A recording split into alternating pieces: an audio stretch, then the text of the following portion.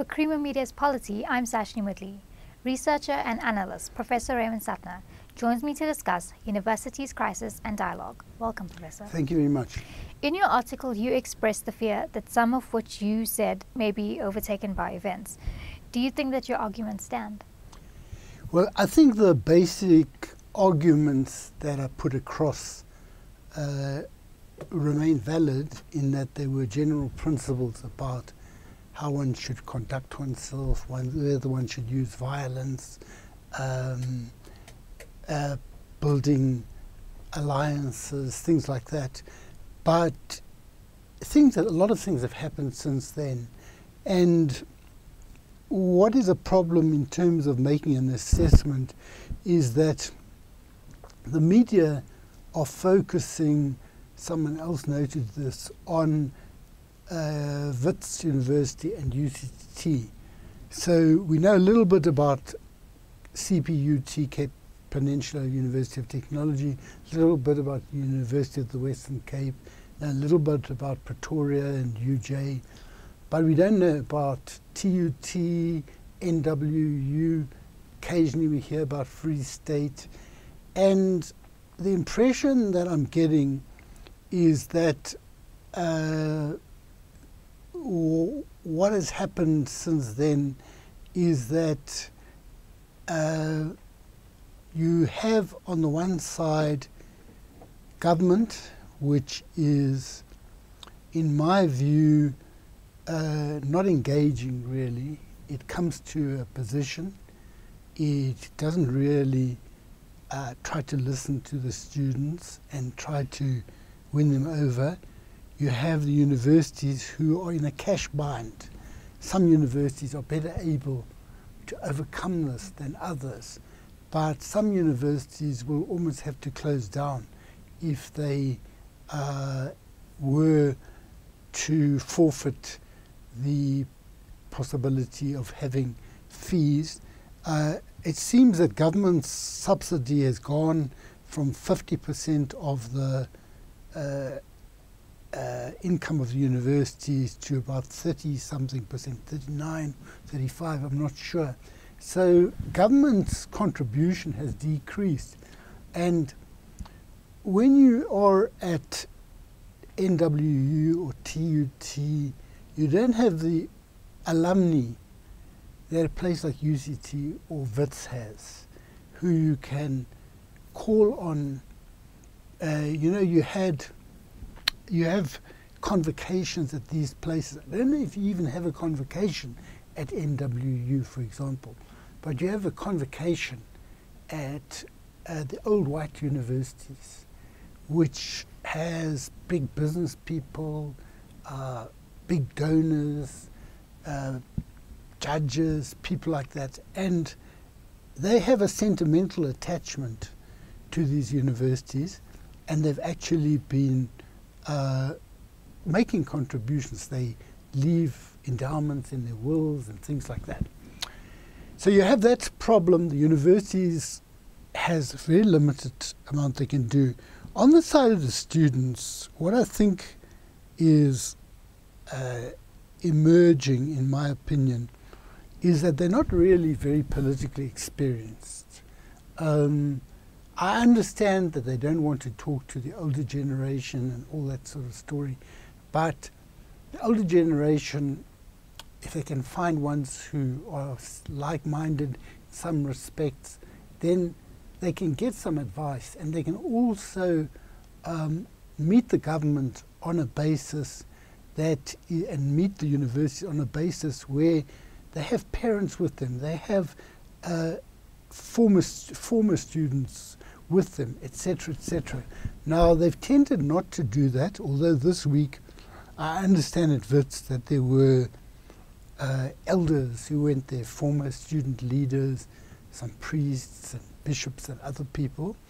But on the side of the students, however, there is a tendency for them to ask for solidarity, not to say to them, this is our position, what do you think of it, let's discuss it, what do you think of the way forward.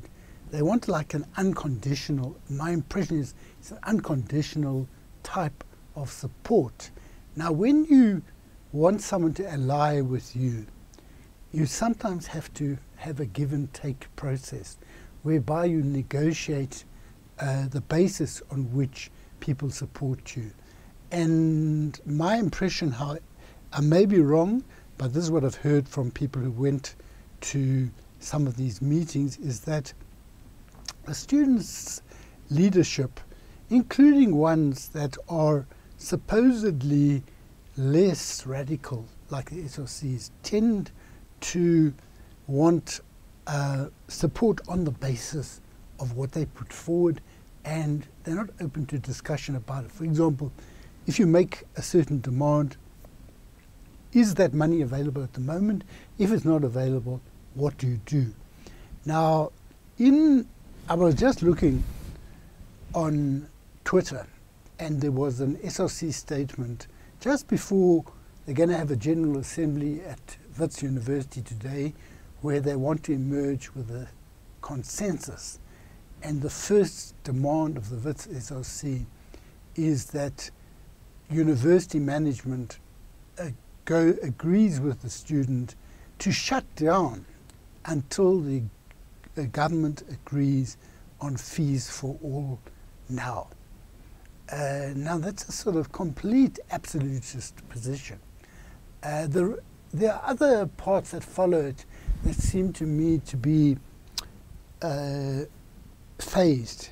And I think what is lacking in the way the students are arguing is a phased approach, a recognition that it's very important to make interim gains. Because if you make interim gains, then people see their power. Because if, for example, we were to say, we want free houses for all now, we would never realize it. But if we were aiming at free houses for all, and we got 100 houses in a month's time, the people in the organization would actually see that their power brings results. Now, what you do when you make demands like that is it's going to be very difficult for the university. They want the university to bring a class action, a legal action around this, and to march with them on government buildings, very specific sorts of demands.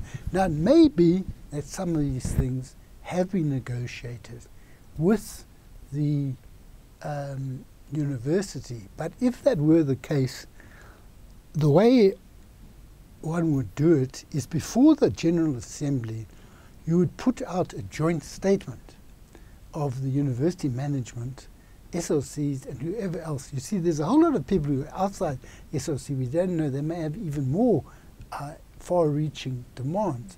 We don't know what those are. So I've got a feeling that the way it's being approached is not one where you can get a unified university, and it may make it difficult to keep it open. Now, when you asked me about whether my things were overtaken by events, one of the points that I was raising was the justifiability of security. Now, that doesn't mean justifiability of rubber bullets, tear gas and violence when it's not necessary. But I still believe that there is no right to shut down a class. There is no right to stop people from attending a class. We need to ask who has mandated whoever does this, on whose behalf are they acting, because even if you're talking about decolonized education and things like that, if you force people to do things, that's incompatible with a democratic way of acting. Which democratic way of acting is a way where you engage with people who want to go to classes, and you say to them, no, please, we would prefer you not to go to classes because this is the way we see things, and let's sit down and discuss it. And you win people over. And it seems to me there isn't that sort of ethos. And as a result, you've got conflicts between people who want WITS to stay open, NMMU to stay open, and some of them going to court, and on the other side, people who say it's white privilege and so forth. And, you know, I've got sympathy. I think that the Fees Must Fall movement has really done important things last year, but the limits on their strategic sense, on their political experience, are also showing, for example, in the way they went into the government meeting. The SLC of WITS, or most SLCs, never got a chance to put their plans across to the government because the agenda was such that they didn't get a chance. Now, when you go to a meeting, you should ask to see the agenda. And then you say, but where's room for us to talk? There's no place for this, there's no place for this. And they got hoodwinked. Now, what it also shows is that government is not serious in engaging them because they were prepared to have this meeting, try to ram something down their throat, and then leave. So that is how I would respond to that. And how do you see the future of the student movement? You see, the student movement is very, very fragmented from what I can see. There is a problem. There's not one ideology. Some of them are completely. They use a discourse, some of which I think I quoted in the article, a sort of idea of that we're in a revolution. What does it mean to lose a year? Now, it would be very interesting to know who are the people who are prepared to lose a year. Are their parents in agreement with this? Or are they postgraduate students who don't really lose a year because they don't have to be at classes?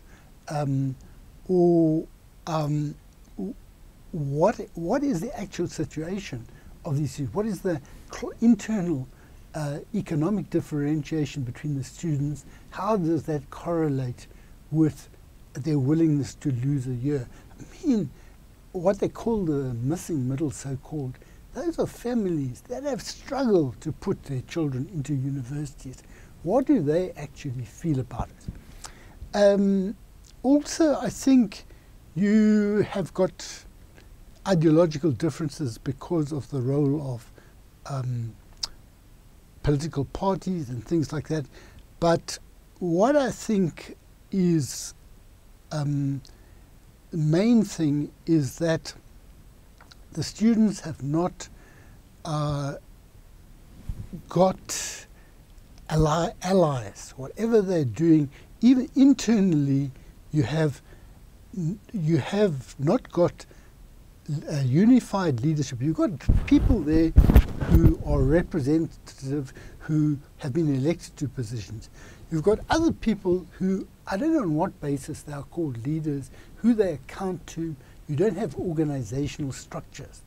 When you don't have organizational structures, who do you account to? So my problem with it is that they've not reflected on last year, where they didn't really have decision-making structures which are both democratic and structured in a way that binding decisions can be made.